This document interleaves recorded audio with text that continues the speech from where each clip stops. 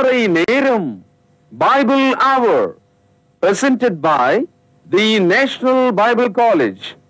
கிறிஸ்துவின் சபையார் உங்களை வாழ்த்துகிறார்கள். Welcome to Satellite Bible Classes.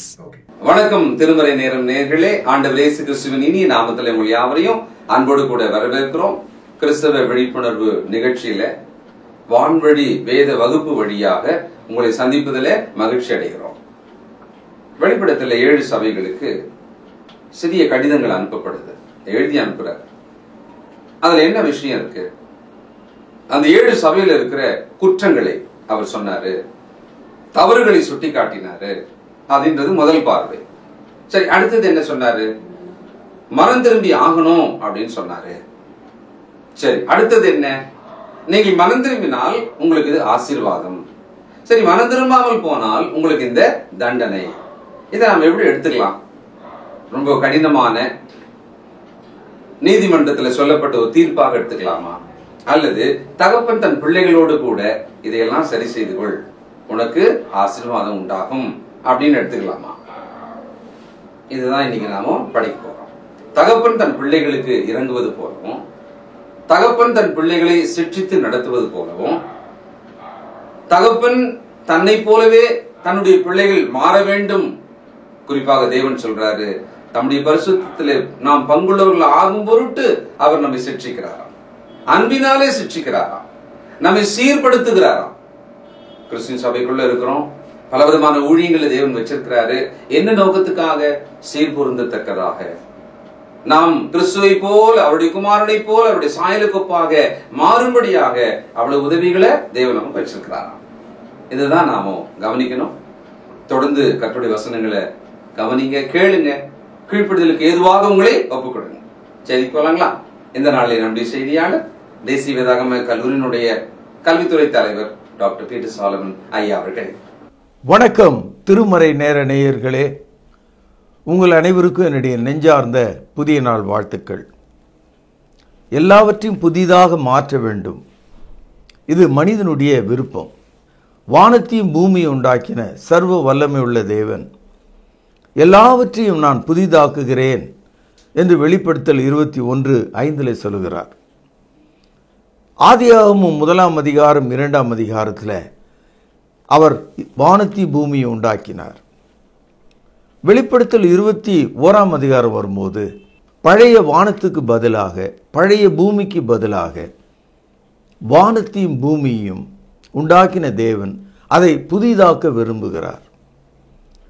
புதிய வானத்திலும் புதிய பூமியிலும் நீங்கள் இருக்க வேண்டும், நான் இருக்க வேண்டும்.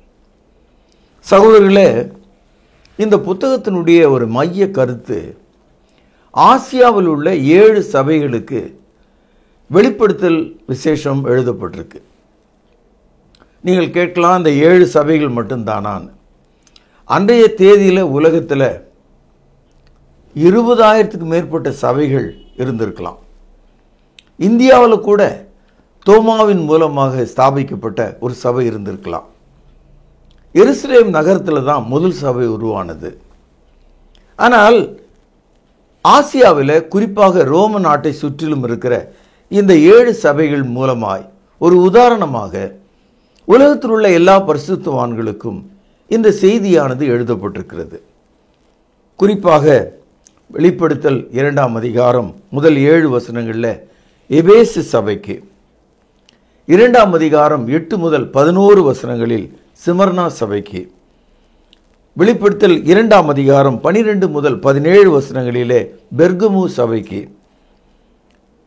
வெளிப்படுத்தல் 2 அதிகாரம் 18 முதல் 29 வசனங்களில் தியத்திரா சபைக்கு, வெளிப்படுத்தல் 3 அதிகாரம் முதல் 6 வசனங்களில் சர்தை சபைக்கு, வெளிப்படுத்தல் 3 அதிகாரம் 7 முதல் 13 வசனங்களிலே பிலதெல்பிய சபைக்கு, வெளிப்படுத்தல் 3 அதிகாரம் 14 முதல் 22 வசனங்களில் லவோதிக்கிய சபைக்கு.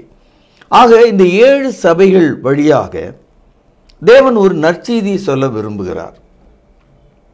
ஒரு டாக்டர்கிட்ட நம்ம போனோம்னா அங்கே ஒரு பெஞ்சில் ஒரு 7 பேர் உட்கார்ந்துருப்பாங்க. அந்த 7 பேருக்கும் வெவ்வேறு விதமான கஷ்டங்கள் இருக்கலாம். அந்த 7 பேரில் ஒரு ஆளுக்கு எந்த கஷ்டமும் இல்லை, ஆனால் ஒரு சந்தேகம் மட்டும் அவருக்கு இருக்கலாம். ஆக ஒருவர் பின் ஒருவராக அந்த டாக்டர்கிட்ட அவர்கள் போகும்போது அவரவர்களுடைய நோய்க்கு தக்கவாறு, அந்த நோய்க்குறிக்கு தக்கவாறு அந்த மருத்துவர் மருந்துகளை எழுதி அவர்களுக்கு கொடுக்கிறார். இந்த 7 சபையை நாம் பார்க்கும்போது இன்றைக்கு நீங்களும் நானும் சபையாக எப்படி இருக்கிறோம், நம்முடைய நோய் என்ன, அதை எப்படி தீர்த்து கொள்வது, நாம் தேவனுக்கு பிரியமான மக்களாக வாழ்வது எப்படி என்ற இந்த தகவல்களை எல்லாம் நாம் தெரிந்து கொள்ள முடியும். குறிப்பாக எபேசு சபையினுடைய நோய் என்ன, பிரச்சனை என்ன? அருமையான சபை, ஆனால் ஆதியில் இருந்த அன்பை இழந்து விட்டாய், உன்னுடைய ஆதி அன்பு இல்லை அங்கே என்று வெளிப்படுத்தல் 2:5 நாம் படிக்கிறோம். சபையானது அன்பை இழந்து விட்டால் அது சபையாக இருக்க முடியாது. இரண்டாவதாக சிமர்னா சபைக்கு பேசும்போது, அதிகமாக நீ துன்பப்படுகிறாய், நான் உன்னை காப்பாற்றுவேன் என்று சொல்லுகிறார். துன்பம் அவளுடைய உபத்திரவமாக இருக்கிறது. இதை 2ஆம் அதிகாரம் 10வது வசனத்தில் நாம் படிக்கிறோம். Persecution is the problem. மூன்றாவதாக பெர்கமு சபையினுடைய பிரச்சனை என்ன? 2ஆம் அதிகாரம் 4வது வசனத்தில் அவர்கள் எல்லா மனிதர்களோடும் உலகத்தாரோடும் அவர்கள் கலந்து போய்விட்டார்கள். They are compromised. கர்த்தருடைய பிள்ளைகள் எல்லாரோடும் ஒத்துப்போக முடியாது. நான்காவதாக தியத்திரா சபை. வெளிப்படுத்தல் 2:20 படிக்கிறோம், அவர்கள் மத்தியில் கள்ள உபதேசத்தில் அவர்கள் கரைந்து கொண்டிருக்கிறார்கள். அப்போஸ்தலரால் உபதேசிக்கப்படாத கருத்துக்களை அவர்கள் பின்பற்றுகிறார்கள். ஐந்தாவதாக சர்தை சபையினுடைய பிரச்சனை என்ன? அவர்கள் தங்களை உயிரோடு இருக்கிறவர்களாக நினைத்து கொண்டிருந்தாங்க, ஆனால் ஆத்மாவில் அவங்க செத்து போயிருந்தாங்க. இதை 3ஆம் அதிகாரம் 2வது வசனத்தில் படிக்கிறோம். அவர்கள் உயிர் உள்ளவர்கள் என்று நினைக்கிறார்கள், ஆனால் தேவனுடைய பார்வையில் அவர்கள் செத்தவர்களை போல் இருக்காங்க. ஐந்தாவதாக பிலதெல்பிய சபை. 3ஆம் அதிகாரம் 8வது வசனத்தில் இந்த சபைக்கு நோய் எதுவும் இல்லை, உத்தம மக்களாக இருக்கிறாங்க. ஆகவே அவர்களை அவர் பாராட்டுகிறார். இவர்களுக்கு நோய் எதுவும் இல்லை, ஏதோ ஒரு சந்தேகம், நம்ம எப்படி இருக்கணும் தான் தெரிஞ்சுக்கோமே.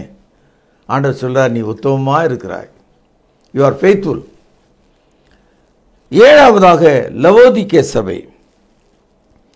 இவர்களுடைய கஷ்டம் என்னன்னா, 3ஆம் அதிகாரம் 15வது வசனத்தில் அனலும் இல்லை குளிரும் இல்லை. இது ஒரு மந்த நிலை, அனலும் இல்லை குளிரும் இல்லை. இப்படிப்பட்ட நிலையில் இருக்கிறவங்க வளரவும் முடியாது, அழியவும் முடியாது, ஒரு தேக்க நிலையில் இருக்காங்க. இப்போ இந்த 7 சபைகளில் அன்பற்ற நிலை,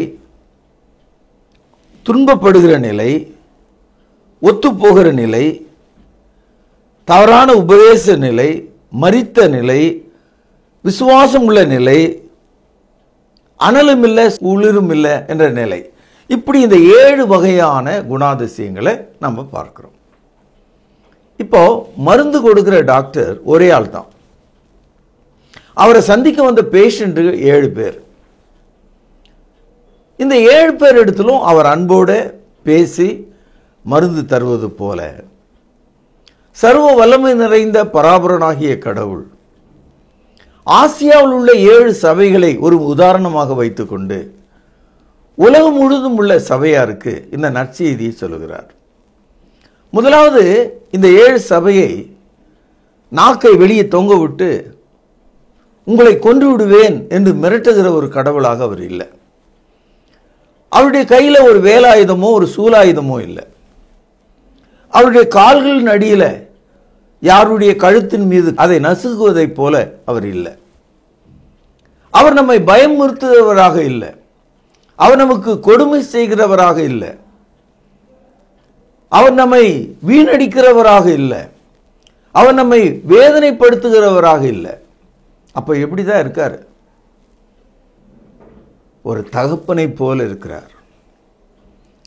ஒரு தகப்பன் தன்னுடைய மகனை நல்வழிப்படுத்துவது போல இருக்கிறார். புரியுதுங்களா நான் உங்களுக்கு சொல்றது? இந்த 7 சபைகளுக்கும் கர்த்தர் கொடுத்த வார்த்தை அவர்கள் ஏறி வரும்படி, அவர்கள் மீளும்படி, அவர்கள் காப்பாற்றப்படும்படி, அவர்கள் ரட்சிப்பிலே நிலைத்திருக்கும்படி, அவர்கள் பரிசுத்தத்தின் மேலே பரிசுத்தம் அடையும்படி சோ என்கரேஜிங், தேற்றுகிறவராக இருக்கிறார். எபிரேயருக்கு எழுதிய நிருபம் 12வது அதிகாரம் பக்கம் 310 7வது வசனம். நீங்கள் சிட்சையை சகிக்கிறவளாயிருந்தால் தேவன் உங்களை புத்திரராக எண்ணி நடத்துகிறார். தகப்பன் சிட்சியாத புத்திரன் உண்டா? எந்த ஒரு நல்ல தகப்பனும் தன் மகனை அடித்து உதைத்து தான் வளர்ப்பான். ஏன்? அவன் நல்லவனாகவும் தகப்பனை போலவும் உண்மையுள்ளவனாக இருக்க வேண்டும். ஒரு கேள்வி எழுப்புகிறார். தகப்பன் அடிக்காத ஒரு புத்திரன், ஒரு மகன் இருக்கிறானா என்று கேட்கிறார். 8ஆம் வசனம் பாருங்கள். எல்லாருக்கும் கிடைக்கும் சிட்சை உங்களுக்கு கிடையாதிருந்தால் நீங்கள் புத்திரராயிராமல் வேசி பிள்ளைகளாக இருப்பீர்களே. அதாவது தனக்கு பிறந்த குழந்தையை தான் தகப்பன் அடிப்பான். தனக்கு பிறக்காத யாரோ 2 பையன் அந்த வீட்டில் இருந்தால் அது யாருடைய பிள்ளைகளோ அவங்கள ஏன் நம்ப அடிக்கணும்? அந்த தகப்பன் அடிக்க மாட்டார். ஏன்னா அது அவனுடைய குழந்தை இல்லை. காரணம், அது இன்னொருடைய பிள்ளை. அந்தந்த தகப்பன் அந்தந்த பிள்ளைகளுக்கு தான் அந்த உரிமையை காட்டுவார். அப்போ தேவன் நமக்கு தகப்பனாக இருப்பாரானால், நாம் அவருடைய பிள்ளைகளாக இருப்போமானால், நாம் சிட்சிக்கப்படும் போது, நாம் தண்டிக்கப்படும் போது, நாம் உணர்த்தப்படும் போது, நம்முடைய தவறுகளை அவர் எடுத்து காண்பிக்கும் போது அன்போடு மகிழ்ச்சியோடு அவருடைய பரிசுத்தத்திலே பங்குள்ளவர்களாக இருக்கும்படியாக நாம் அதை ஒப்புக்கொள்ள வேண்டும். 9ஆம் வசனம் பாருங்கள்.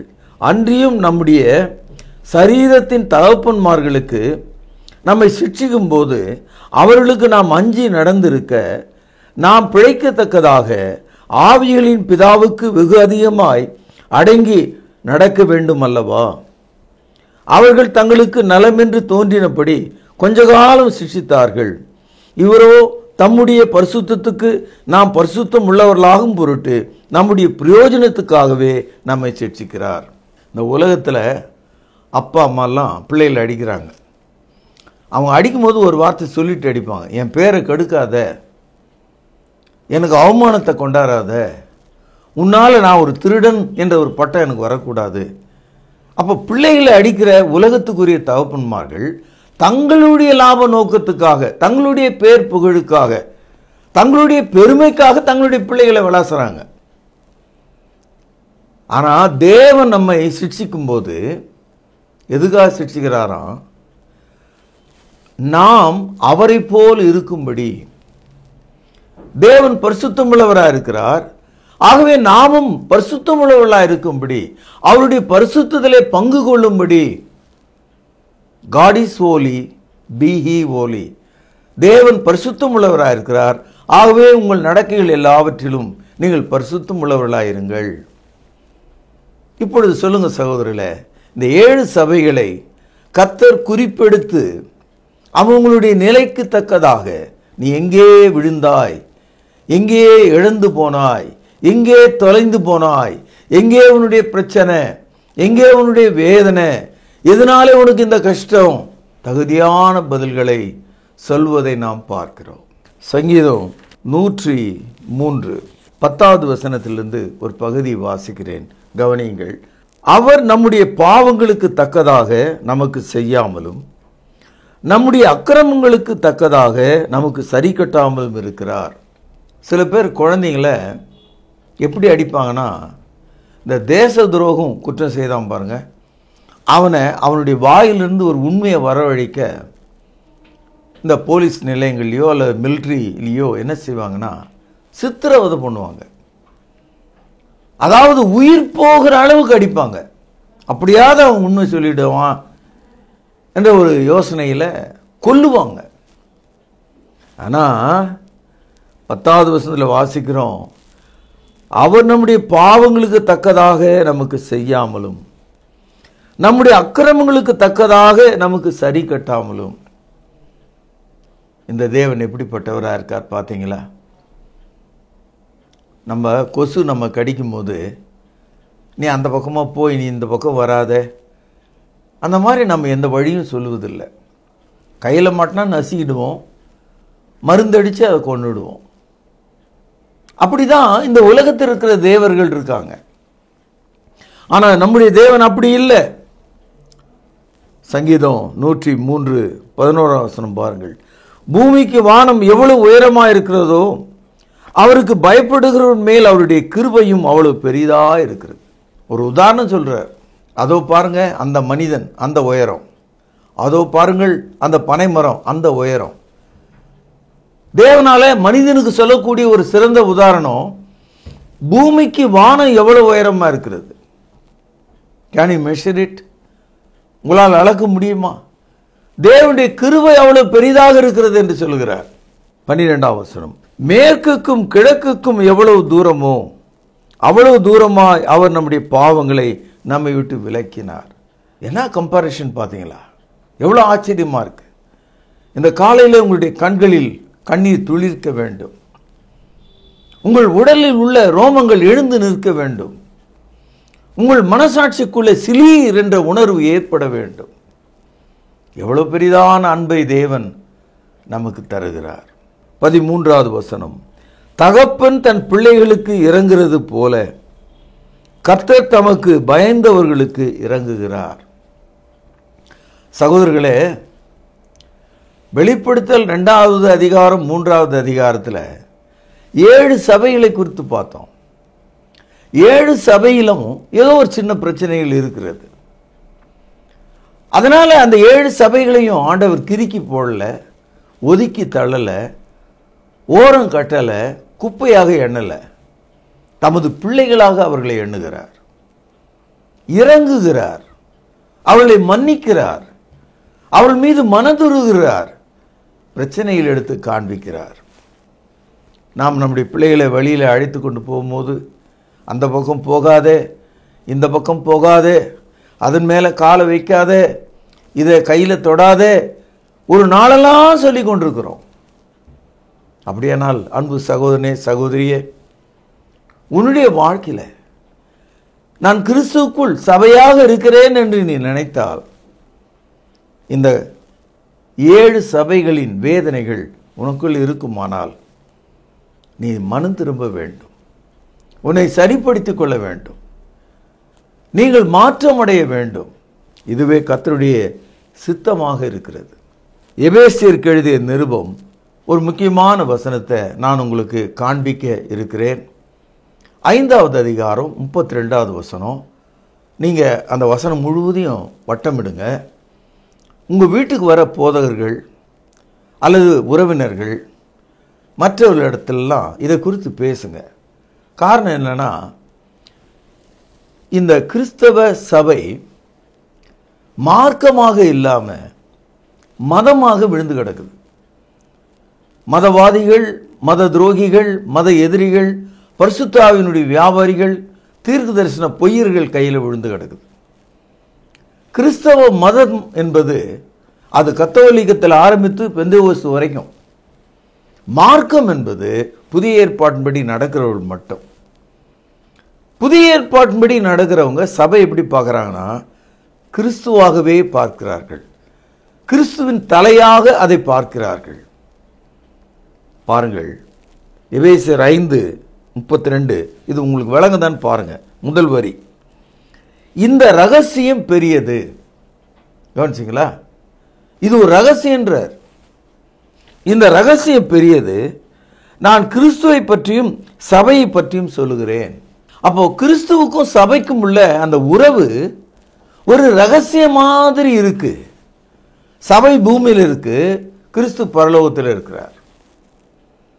அங்கே இருந்து தலையாக இந்த திருச்சபையை அவர் வழி நடத்துகிறார்.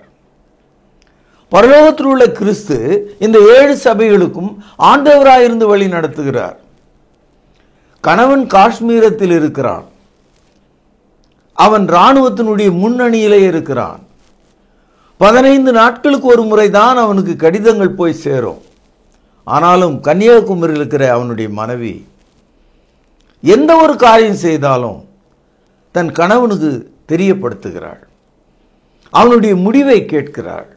இதை நான் செய்யட்டுமா, இதை நான் வாங்கட்டுமா, இந்த பள்ளியிலே பிள்ளையை சேர்க்கட்டுமா, நான் இப்படி நடக்கட்டுமா? அங்கே இருந்து கணவன் பதில் கொடுக்கிறார். இன்றைக்கு எல்லாம் செல்போன் வந்து விட்டது, உடனுக்குடனே கூட அவர்கள் பேசிக்கொள்ள முடியும். ஆனால் 2000 கிலோமீட்டர்கள் வித்தியாச தூரம் உள்ள இடத்தில் இருந்தாலும் தலையாகிய கணவனுடைய பதிலை மனைவியாகிய அவள் கேட்டு பெறுகிறாள்.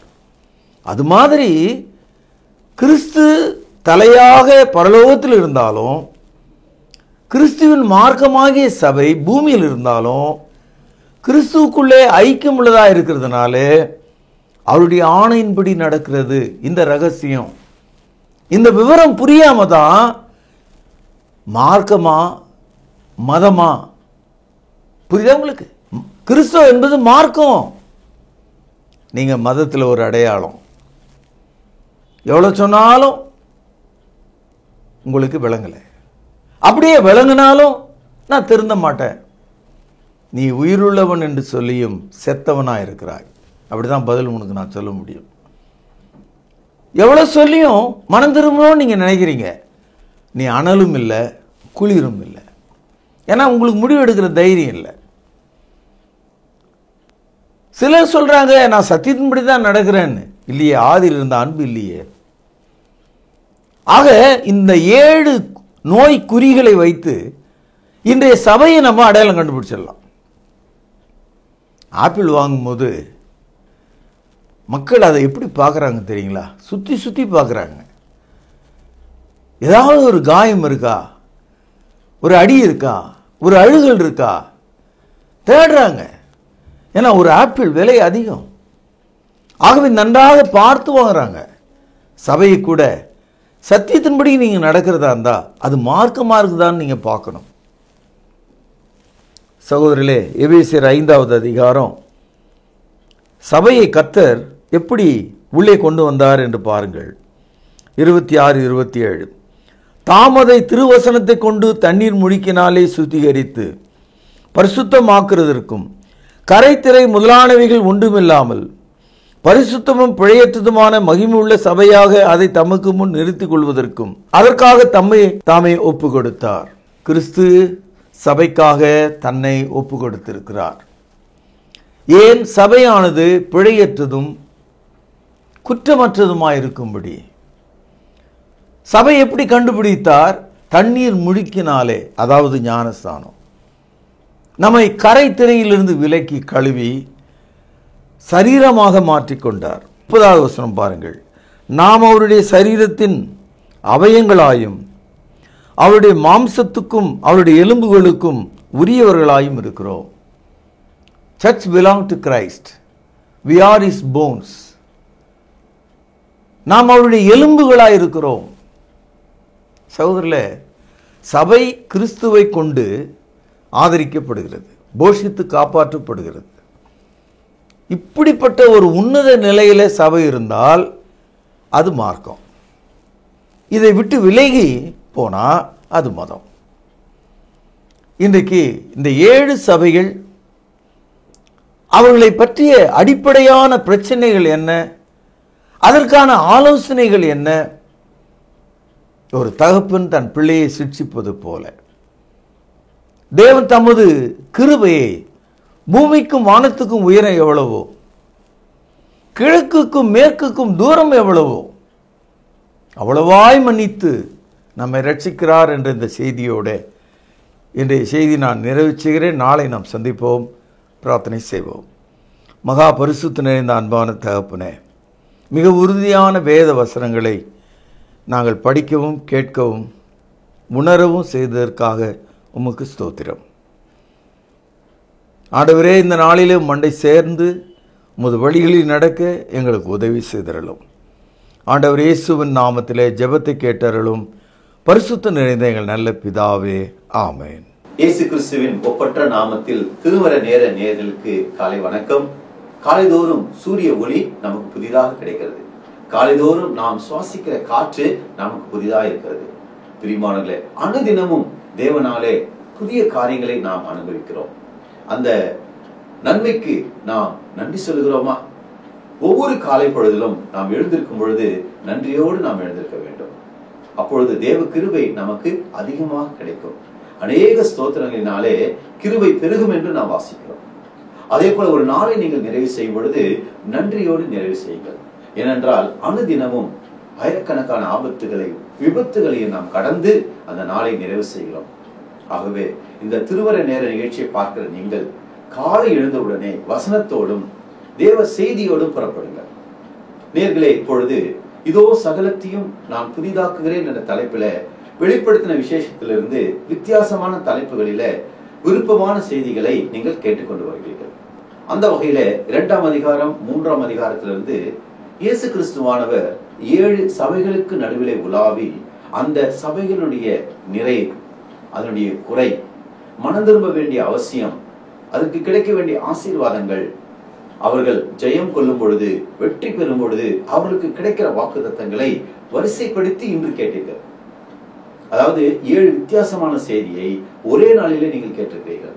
நிச்சயமாக ஒரு ஆசீர்வாதமான செய்திதான். இன்று நீங்கள் கேட்ட செய்தியை கொண்டு இன்று நம்முடைய வாழ்க்கையில தேவன் எப்படி நம்மை சிட்சிக்கிறார், சிட்சை என்றால் என்ன, தண்டனை என்றால் என்ன, சிட்சை அவசியம் தானா, அது நம்மை ஆவிக்குரிய வழியில எப்படி சீர்படுத்தும் என்பதை அறிந்து கொண்டோம். இன்று நீங்கள் கேட்ட செய்திருந்து உங்களுக்கான பரிசு கேள்வி இதுதான்: தேவன் தம்முடைய பிள்ளைகளை ஏன் சிட்சிக்கிறார்? எழுதிக் கொள்ளுங்கள், புரிந்து கொள்ளுங்கள். சரியான பதிலை வசன குறிப்போடு எழுதுங்கள். தேவன் தம்முடைய பிள்ளைகளை ஏன் சிட்சிக்கிறார்? எழுதிக் கொண்டீர்களா? சரியான பதிலுக்கு நல்ல பரிசுகள் காத்திருக்கிறது. நேயர்களே, நீங்கள் வீட்டில் இருந்தபடியே தமிழ் மற்றும் ஆங்கில மொழிகளில் அஞ்சல் வழி வேத பாடத்தை கற்றுக்கொள்ளுங்கள். ஆவிக்குரிய புத்தகங்கள், சபையிலே பயன்படுத்தப்படும் கர்த்தருடைய பந்தி பாத்திரங்கள், காணிக்கை பைகள் தேவைப்படுவோர் எங்களோடு தொடர்பு கொள்ளுங்கள். இந்த நிகழ்ச்சிகள் யூடியூப்ல அப்லோட் செய்யப்பட்டிருக்கிறது. பாருங்கள், பிறரை பார்க்கும்படி உலகத்தில் எந்த மூலையில் இருந்தாலும் அவர்கள் இந்த நிகழ்ச்சியை பார்க்கும்படி உற்சாகப்படுத்துங்கள். மீண்டும் நாங்கள் உங்களை சந்திக்கும் வரை தேவ கிருபையும் சமாதானமும் இந்த நாள் முழுவதும் உங்கள் அனைவரோடும் கூட இருப்பதாக. தொடர்பு கொள்ள வேண்டிய முகவரி: திருமறை நேரம், 58 சர்ச் தெரு, குமரன் நகர், சென்னை 6,82,000. தொலைபேசி எண் 044255008882. செல்போன் 9385500882. கர்த்தாவே, தேவர்களில் உமக்கு பானவர் யார்? வானத்திலும் பூமியிலும் உமக்கு பானவர் யார்? உமக்கு பானவர் யார்? உமக்கு பானவர் யார்? வானத்திலும் பூமியிலும் உமக்கு பானவர் யார்? வானத்திலும் பூமியிலும் உமக்கு பானவர் யார்?